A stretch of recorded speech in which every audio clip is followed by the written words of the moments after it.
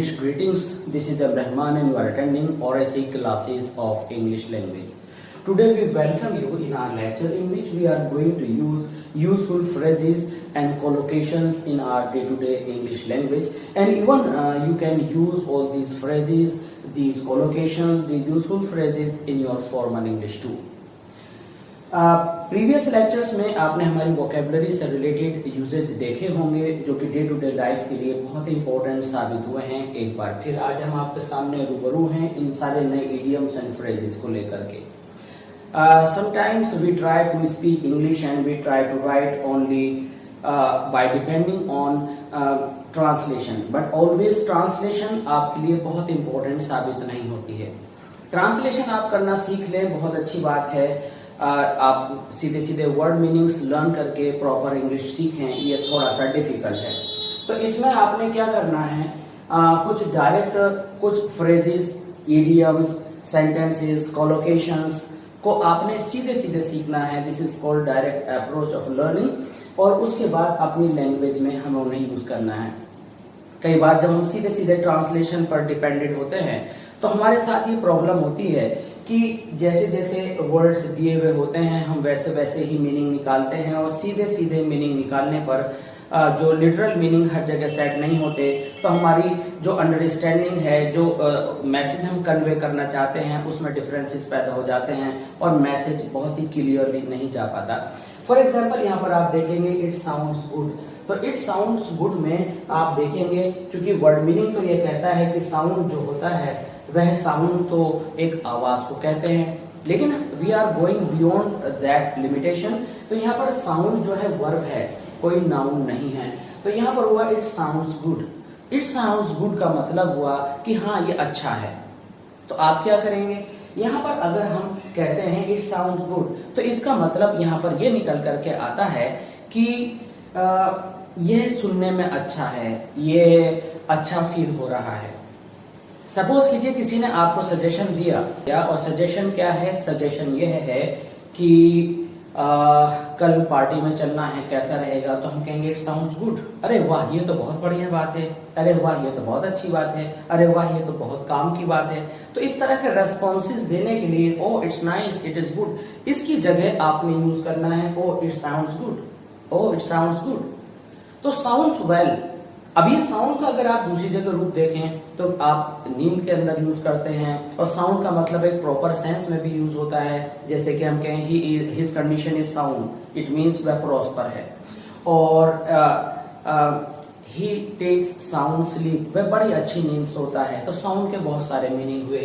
तो इस एक्सप्रेशन का यहाँ पर इन शॉर्ट सीधे सीधे मीनिंग होगा कि what ever somebody is suggesting that is good according to you, it means you agree with that. तो यहाँ पर हो गया it sounds good, इसका मतलब अरे वाह ये तो बहुत अच्छी बात है। Now let's move on. Second number, mind boggling. Mind boggling, what is mind boggling? Mind boggling को आप इस तरह से देख सकते हैं कि आप कह रहे हैं बौखलाना। बौखलाना, बौखलाना क्या होता है, अचानक से हम पजल्ड हो जाते हैं, हम सरप्राइज हो जाते हैं, बैफल्ड हो जाते हैं। तो इतने सारे वर्ड्स बॉगलिंग की जगह आएगा। अगर हम ये कहें कि जो हमारी अर्थ है वो millions of years ago developed हुई थी, तो ये बात बड़ी दिमाग को उलझाने वाली है। तो इस सिचुएशन को हम कहेंगे it is very mind boggling. अगर कोई कहता है कि इतनी छोटी सी एज में उसने इतनी सारी प्रोग्रेस कर ली और इतना on the path of progress है, तो आप कहेंगे इट्स माइंड बॉगलिंग, यानी कि कुछ समझ में नहीं आ रहा कि ये सब कैसे हुआ, ये बहुत सरप्राइजिंग बात है। तो वो होगा माइंड बॉगलिंग, जो हमारे दिमाग को झकझोर कर रख दे। Mind boggling, how did it happen. तो स्पीट इट आउट, स्पीट में वर्ब जो है वर्ब है, और इट आउट स्पीट का लिटरल मीनिंग होता है थूक देना। आमतौर से हम क्या कहते हैं, थूकने का लिटरल मीनिंग है कि आपने स्पीट कर दिया, थूक दिया। लेकिन कहते हैं अरे भाई गुस्सा थूक दो। कुछ कहते हैं वल्गर लैंग्वेज में, जो कि असभ्यता वाला दायरा है, लेकिन कई बार हो सकता है सिचुएशंस ऐसी हो कि बोलना पड़े, तो आप कहते हैं कि अरे क्या सोच रहे हो, बको ना। तो यानी आप रूड बिहेवियर में हैं, आप जो है बहुत ही हार्श वर्ड्स यूज कर रहे हैं, तो आप कहेंगे spit it out soon, spit it out. यानी स्पीक अप थोड़ा मॉडरेशन में है। स्पीक इट आउट का मतलब है, स्पीट इट आउट का मतलब है कि स्पीक अप। तो यहाँ पर आप इसको कहते हैं स्पीक अप, लेकिन ये जो स्पीक अप है ये थोड़ा सा सुनने में ठीक लगता है, जबकि स्पीट इट आउट का मतलब है whatever you have a secret in your mind, you just spit it out, जल्दी से बको, जल्दी से बोलो, तो वहां पर हम स्पीट इट आउट कहते हैं। स्पीट इट आउट का मतलब है कि जो भी आपके माइंड में है आप उसे जल्दी से बोल दें। वही जो सूनर और लेटर, अब इसको कहते हैं आप आज नहीं तो कल, आज नहीं तो कल। तो इसका क्या मतलब हुआ आज नहीं तो कल? जिम्मेदारियां हर एक व्यक्ति पर आनी है, आज नहीं तो कल उठाओगे। It means everybody has to bear responsibility sooner or later. तो सूनर और लेटर आप इसको सीधे से लर्न कर लें कि इसका मतलब होता है आज नहीं तो कल। आपने अक्सर हिंदी के कुछ मुहावरे, लोकोक्तियां सुनी होंगी कि बकरे की मां कब तक खैर मनाएगी, कभी ना कभी तो उसका नंबर आना है। तो ये कभी ना कभी तो नंबर आना है, आज नहीं तो कल, तो आप कहते हैं sooner or later. Sooner or later everybody is going to take responsibilities. तो सूनर और लेटर मीन्स आज नहीं तो कल। अगला है वेट अ वॉर या वेट अ स्ट्रगल। तो ये सिचुएशन के अकॉर्डिंग ये जो आपका वर्ड है ये वेरिएबल है। तो वेज अ वॉर, तो वेज का मतलब होता है शुरू करना, पैदा कर देना। जैसे कि हम कहते हैं oil wage a war between America and Iraq. तो वेज अ वॉर, तो वेज अ वॉर यहाँ पर क्या होता है, इसका मतलब होता है कि एक जंग छेड़ दी। आप बहुत सारी जगहों पर इसका यूज कर सकते हैं कि property there is a large amount of money which wage a war between these two brothers। तो wage a war, wage a struggle, wage an argument, यानी किस चीज में मुब्तला कर दिया, किस चीज में आपको डाल दिया, किस चीज में आपको उलझा दिया, तो वो होता है आपका wage a war, wage a war, wage a struggle, है ना, wage a discussion। तो जिसमें आप उलझ कर रह जाएं और एक बहस और एक जंग छिड़ जाए तो वहां wage a war होता है। और ये जो है ये भी आपका वर्ब है, और ये जो स्पीड है ये भी आपका वर्ब है, ठीक है। तो इसके बाद हम आते हैं 6 पर, take up the cause. Take up the cause का मतलब होता है एक तरह से कि किसी के सपोर्ट में बोलना, किसी के सपोर्ट में आकर खड़े हो जाना। तो Gandhi ji took up the cause of the Champaran farmers. Gandhi ji जब चंपारण पहुंचे तो उन्होंने जो शेयर क्रॉपिंग सिस्टम था उसको रूट आउट करने के लिए he did a lot of efforts। तो वहां पर आएगा he took up the cause। Take जो है आपकी क्या है, टेक यहाँ पर आप देखेंगे कि टेक आपकी वर्ब है, और take to taken according to your requirement आप टेक की वर्ब को यूज कर लेंगे। तो क्या हो जाएगा, टेक अप द कॉज का मतलब हो जाएगा support. I took up the cause of the poor students to enhance their English. तो यहाँ पर आ जाएगा कि किसकी सपोर्ट में आपने क्या किया।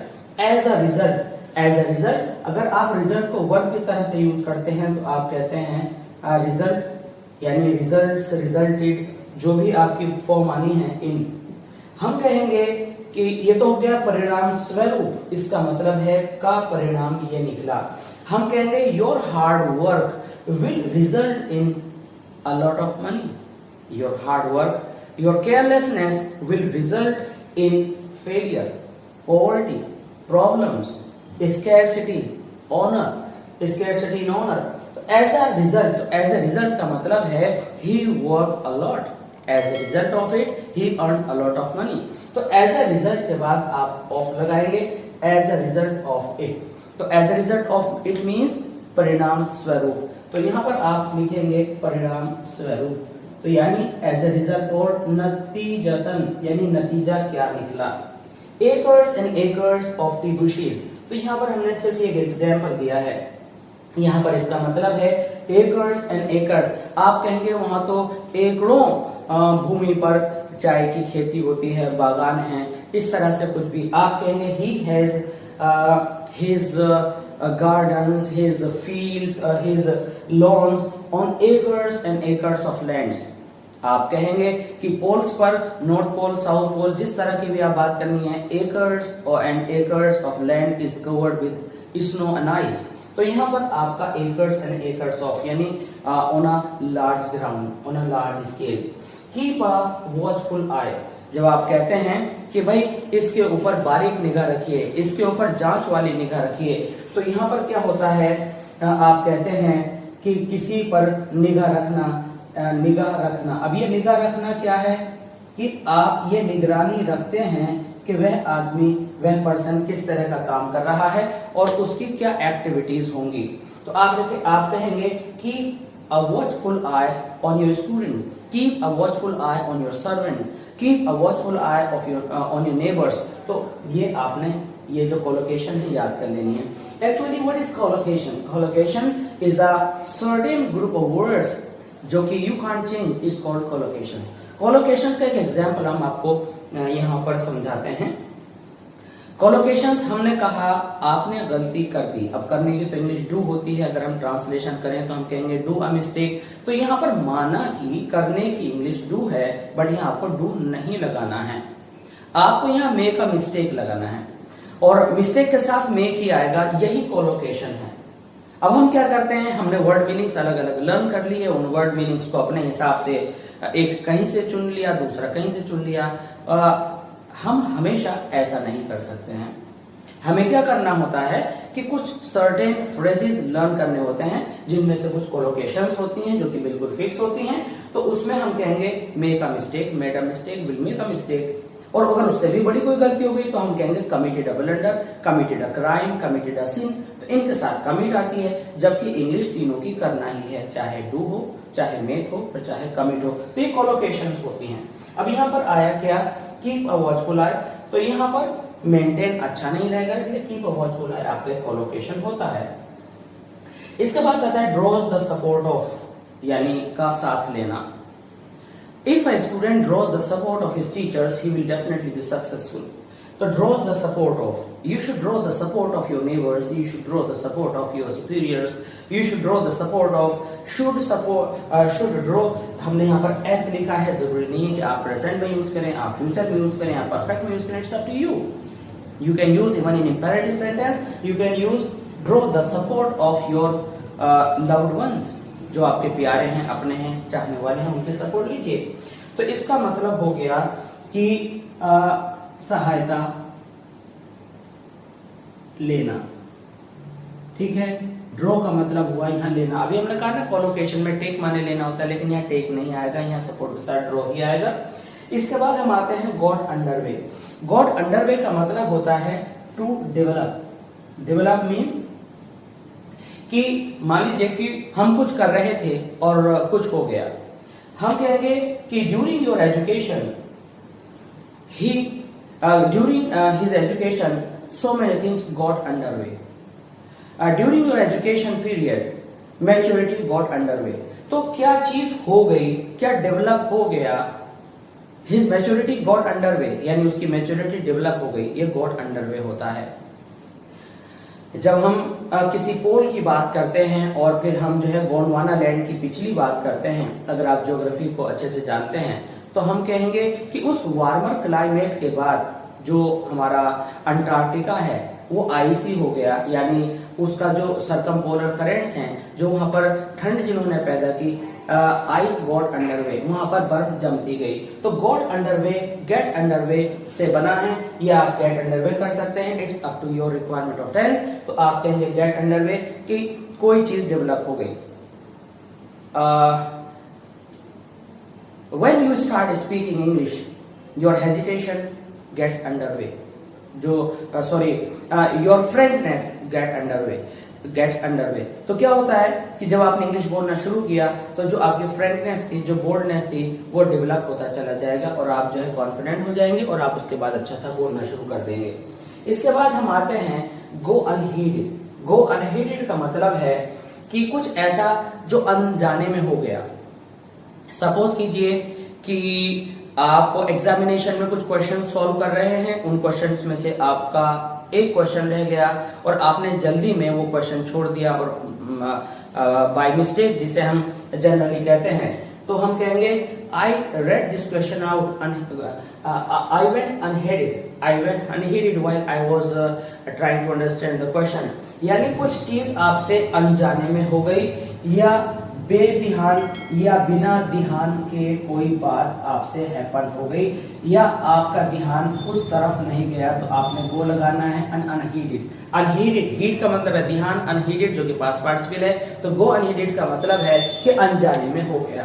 आप कहेंगे I went unheeded and I made this mistake, तो यानी गो अनहीडेड का मतलब है कि बाई चांस, गलती से या भूल में या कम ध्यान की वजह से कुछ हो जाना। तो जब आप वो कर गुजरते हैं तो आप कहते हैं आई वेंट अनहीडेड, मैंने बिना ध्यान से ऐसा कर दिया। I made this mistake because I went unheeded. अब यहां पर आता है अनहीडेड का दूसरा रूप pay no heed, means I didn't pay heed या I paid no heed towards this, तो ऐसा हो गया। पेड नो हीड का मतलब है कि ध्यान नहीं देना, ध्यान नहीं देना। कई बार क्या होता है कि जब हम अपने यंगस्टर्स को ये समझाते हैं कि आपको ऐसा करना है, ऐसा करना है, तो they pay no heed towards the suggestions of their elders, of their fellows, of their superiors. तो वहां इसका मतलब है पे नो हीड का मतलब जो कि सीधा सीधा सा फर्स्ट फॉर्म है, इसका मतलब है ध्यान नहीं दे रहे, अटेंशन नहीं दे रहे। तो गो अनहीडेड का मतलब है कि कुछ ऐसा जो अनजाने में बिना ध्यान या ध्यान की कमी की वजह से हुआ। Bring to senses, bring to senses का मतलब है होश में लाना। कई बार ये ब्रिंग टू सेंसेस का मतलब केवल यही नहीं है कि आपसे आप बेहोश पड़े हुए हैं, कोई बेहोश पड़ा हुआ है और उसको हम होश में ला रहे हैं, वो हो सकता है। लेकिन कई बार हम किसी रियलिटी से अनजान होते हैं और उस रियलिटी से अनजान होने पर हम कहेंगे कि भाई मुझे इस चीज का होश नहीं था, इट मीन्स मेरा ध्यान उस तरफ नहीं था। तो आप कहेंगे I will have to bring my students to senses, यानी मेरे को अपने स्टूडेंट्स को ये बात समझानी होगी, मेरे को अपने ब्रदर्स, अपने सिबलिंग्स को यह बात समझानी होगी कि ऐसा नहीं होता है, ऐसा होता है।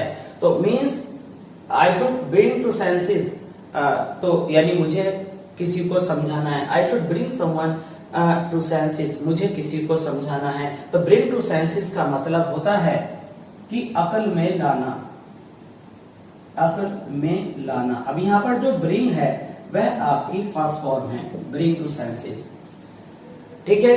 आप कहेंगे it brought, I brought him to senses, जो आपका जो प्रोनाउन है वो आपको यहाँ ब्रेक करके उसके बीच में डालना है। आप सीधे सीधे से खुद को कह सकते हैं I brought to senses when I suffered this loss, मेरी समझ में जब आया, जब मैंने ये नुकसान उठा लिया। तो ब्रिंग टू सेंसेस का मतलब है अकल में आना, समझ में आना, अकल खुल जाना, अलर्ट होना, समझ में आना। नथिंग टू डू विद, इसका मतलब होता है लेना देना नहीं। अब लेना देना नहीं का मतलब ये नहीं है कि गिव एंड टेक की हम बात कर रहे हैं। आप कहोगे I am not in connection with this, I am not concern with this, मैं इससे संबंधित नहीं हूं। सपोज कीजिए I am a teacher, I am an educator, और मैं कहूं कि कोई हमसे अगर कहता है कि सर थोड़ी ये मेडिसिन बता दीजिए कि किस बीमारी में ली जाती है, तो हम कहेंगे I have nothing to do with it, मैं इससे, मेरा कोई लेना देना नहीं है, मैं कुछ नहीं जानता।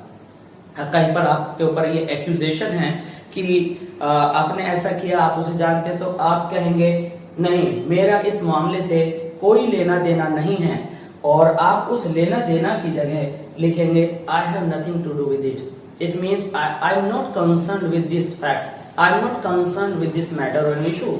तो नथिंग टू डू विद का मतलब है मेरा कोई लेना देना नहीं। अब जिस टेंस में भी है आप उसमें इसको यूज कर सकते हैं। Out of his head, out of once head, out of my head, out of your head, इसका मतलब है समझ से बाहर का।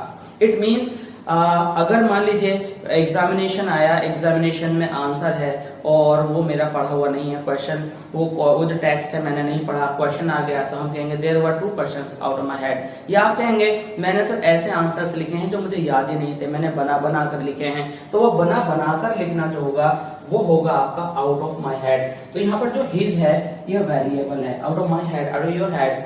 तो इसका मतलब हुआ कि गढ़कर लिखना या बनाकर लिखना, गढ़कर लिखना, गढ़कर या इन्वेंट करके या बनाकर लिखना। It means to invent something that is not in your planning, that is out of your head. आपको अचानक से कोई जवाब देना पड़ा, कोई आपसे बात नहीं कर रहा था और आपको अचानक से वहां पर बात बनानी पड़ी, तो उस बात को बनाना अपने विट और अपनी तर्क बुद्धि का तुरंत यूज करके कुछ बनाना होगा आउट ऑफ योर हेड।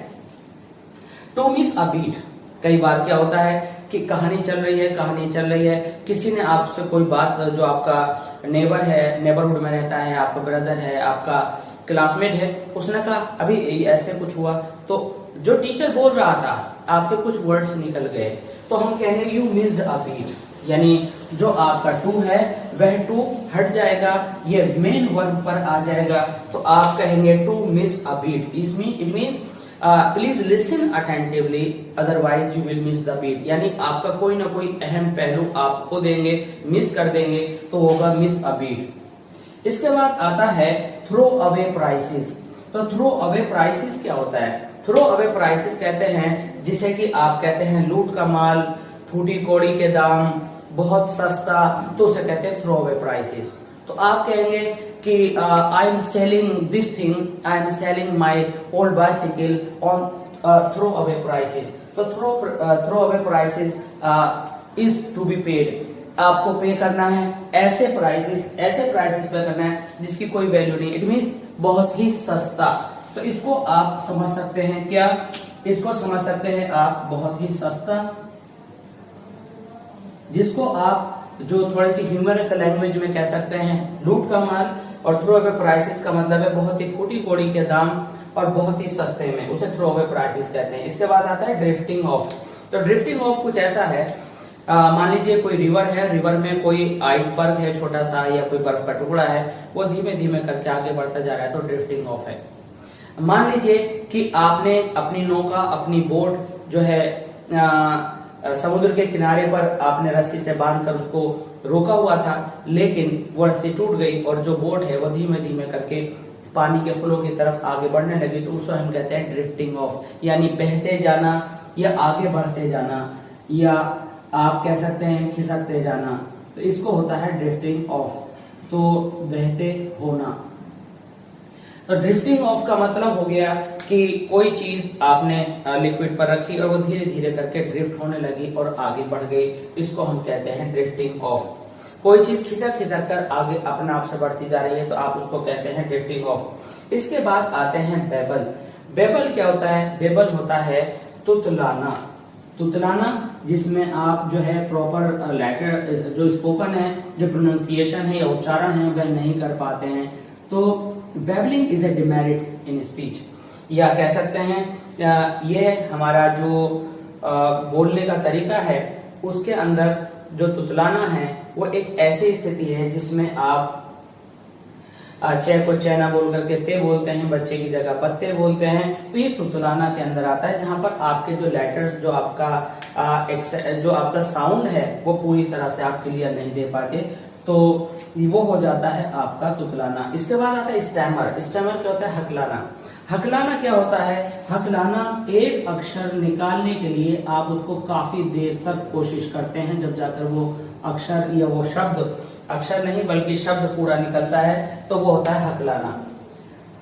अगर आपने कहा मैं, तो ये जो मैं आपने इतनी देर में कहा ये हकलाना है। तो इसके बाद आता है अनफोर्सीन। अनफोर्सीन मीन्स जो कि पहले कभी नहीं देखी गई, इसे आप कह सकते हैं अभूतपूर्व। अभूतपूर्व मीन्स बेनजीर, जो पहले कभी नहीं हुआ, जिसकी कोई नजीर नहीं है। तो you can say unforeseen means unprecedented, that has no example in the past. It means his success is unforeseen. This disaster was unforeseen. Tsunami that occurred in such and such year is unforeseen.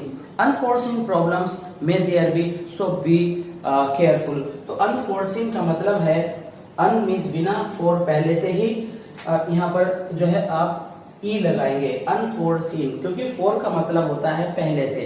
जब भी आपका prefix four लग जाए, for example four fathers यानी हमारे पूर्वज, tell means कहना, अगर हम उसमें FORE लगा दें तो फोर टेल यानी भविष्यवाणी करना, यानी सीन जो हमने अभी तक देखी ही नहीं, तो अनफोर्सीन यानी अनदेखी। तो इसको आप यूज कर सकते हैं unforeseen problems, unforeseen success, unforeseen disaster and so many other things. Now ये जो संक है आपका, ये संक है सिंक की सेकंड फॉर्म। तो sunk in gloom, when Gandhi ji died the whole country sunk in gloom. तो यानी क्या कहें, गम के सागर में डूब गया, यानी गम में डूब गया means got extremely dejected. It means sunk in gloom means got extremely dejected, sad and exhausted. Means in a melancholic mood, you know. तो sunk in gloom means गम में डूब गया। तो you can say somebody is living by himself, वह अपने में ही खोया रहता है, because he is sunk in gloom। इससे पहले आपने be यूज करना है। बी का मतलब होता है is, are, am, was, were. He was sunk. अगर आप इसमें बी लगाएंगे तो आप लिखेंगे संकन, और अगर आपने यहाँ पर जो संक है तो फिर इसे आप अपने टेंस के अकॉर्डिंग यूज कर सकते हैं। If you don't work hard you will suffer much and you will sunk in gloom, you will sunk in gloom. तो संकन लगाने पर आपने is, are, am, was, were use करना है, और अगर आपको सिंक की कोई भी वर्ब यूज करनी है थर्ड फॉर्म से अलग ये विशेषता की तरह से यूज होती है, तो फिर आप अपने टेंस के अकॉर्डिंग इसे यूज कर लेंगे। फॉल अपरेटू का मतलब है का शिकार हो गया।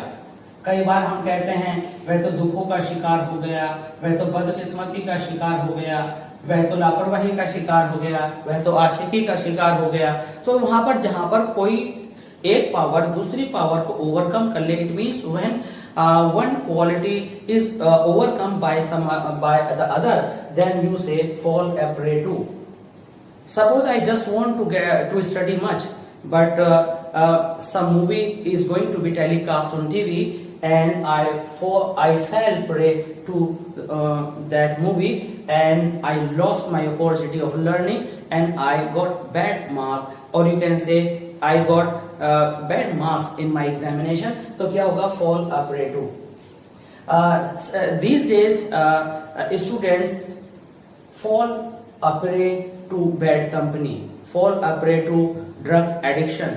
तो आप कह रहे हैं fall a prey to का मतलब है became, become, will become, whatever a victim of, कि किस चीज का विक्टिम बन गया, किस चीज ने उसको नुकसान पहुंचाया, किसका शिकार हो गया। तो फॉल अ प्रे टू का मतलब है का शिकार होना। तो हमें कहना चाहिए you should not fall a prey to social media, you can take social media in a positive way, don't take it negative. Beforehand, ये पूरा एक वर्ड है, बिफोर पहले, हैंड, तो इसका मतलब होता है समय से पहले या एडवांस में, या आप कह सकते हैं समय रहते। समय रहते आप समझ लीजिए, नहीं तो बहुत पछताएंगे। Prepare yourself beforehand, otherwise you will repent. इसके बाद आता है फोर्थ विद का मतलब होता है विदाउट एनी डिले। क्या होता है, विदाउट एनी डिले, यानी बिना किसी देरी के। He heard a noise. अब इसके बाद क्या होगा, जो सामने वाला एक्शन लेने वाला है, ही केम फोर्थ विद, यानी आप तुरंत से वहां पर पहुंचे। हम कहें कि भाई बच्चों को आपकी नीड है, you just reach there forthwith. तो फोर्थ विद एक एडवर्ब है और आपको सेंटेंस के लास्ट में लगाना होता है। तो फोर्थ विद का मतलब होता है कि तुरंत वहां पर पहुंचिए। You can use in place of soon. Suppose the patient is suffering a lot, you call for the doctor, you call in the doctor forthwith, तुरंत बुलाइए। तो forthwith means without any delay। इसके बाद है closer look। closer look का मतलब है बहुत पास से, गहराई से देखना। सपोज कोई चीज आप देख रहे हैं और आपको कोई चीज समझ में नहीं आ रही कि एरर कहां पर है, तो आप कहेंगे जरा बारीकी से देखिए। तो हम कहेंगे please have a closure look. इसके बाद यहां पर आप इसका मीनिंग लिख लेंगे, बारीकी से या नजदीकी से, नजदीकी से या बारीकी से। इसके बाद आता है गुड फॉर नथिंग। हम कहेंगे कि he is a good for nothing fellow, वह किसी काम का नहीं है, वह बिल्कुल बेकार है। तो he is a good for nothing fellow, this machine is good for nothing. जो भी चीज आपके काम के नहीं है वो आपके लिए आएगी गुड फॉर नथिंग। सेप्यूरेटिंग सोर, एक ऐसा घाव जिससे पानी रिसता रहता है, जिसमें सेप्टिक पड़ गया है, जो सड़ गया है। सेप्यूरेटिंग सोर एक ऐसा ये फ्रेज है जिसको हम यूज करते हैं जब आपके पास कोई घाव है और मानो वह घाव सड़ गया हो और उससे पानी रिस रहा हो। तो मेडिकल फील्ड से अलग है, इसको हम अपने रिश्तों में भी यूज करते हैं कि मान लीजिए कुछ रिश्ते ऐसे हैं जो आपको बहुत परेशान कर रहे हैं और कोई आपके लिए बहुत सिरदर्द बन गया है, तो आप कहेंगे ही इज अ सेप्यूरेटिंग सोर फॉर मी। तो आप उसको कंपेयर कर रहे हैं डायरेक्ट में कि वह एक ऐसा घाव है जिसे आप कहते हैं नासूर बनना, नासूर बनना। तो सेप्यूरेटिंग सोर का मतलब है एक लंबी चलने वाली प्रॉब्लम हमारे सामाजिक जीवन में और मेडिकल फील्ड में हम कहें तो एक ऐसा घाव जो कि कभी बढ़ता नहीं है।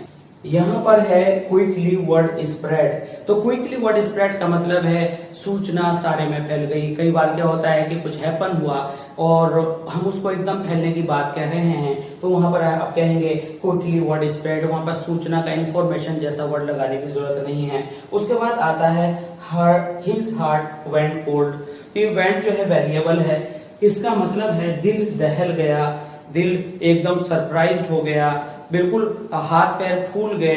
तो यहाँ पर आप लिख सकते हैं क्या, हाथ पैर फूलना। तो हाथ पैर फूलने का मतलब है my heart went cold, my heart will go cold. तो इसको आपने इस तरह से यूज करना है। यहाँ पर आया अगला, दे हैड ए गो। ये अगो नहीं है, दे हैड अ गो, दोनों अलग अलग हैं बीच में से। तो दे हैड अ गो का मतलब होता है टू स्टार्ट, टू स्टार्ट। तो हम कहेंगे in this way you will have a go. ये जो हैव है ये वेरिएबल है। अगर आपने कोई चीज शुरू करनी है तो हम कहेंगे यू शुड हैव अ गो। उसने वह काम शुरू कर लिया था, दे हैड अ गो। तो इसका मतलब जितने भी हमने इडियम्स या ये कोलोकेशंस या ये जो फ्रेजेस हैं यहाँ लिखे हैं, आई होप कि आपके राइटिंग सेक्शन में, आपके स्पोकन में, आपके लिटरेचर में डेफिनेटली काम आने वाले हैं। इस तरह के लेक्चर्स को देखने के लिए और 9 से लेकर 12 तक एनसीईआरटी के सारे सिलेबस को पूरा करने के लिए आप बने रहिए और ऐसे क्लासेस ऑफ इंग्लिश लैंग्वेज पर।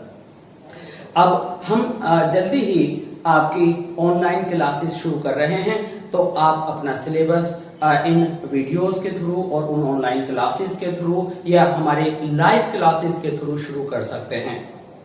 तो प्लीज सब्सक्राइब कीजिए और ऐसे क्लासेस ऑफ इंग्लिश लैंग्वेज को लाइक कीजिए, शेयर कीजिए और अपनी सारी प्रॉब्लम्स को रिमूव कीजिए। कमेंट सेक्शन में जो जो लेक्चर्स आप चाहते हैं वो हमें लिख करके भेजते रहिए, हम उस पर काम करेंगे और आपके लिए अवेलेबल कराते रहेंगे। See you soon. Thanks for being with us. Thanks a lot.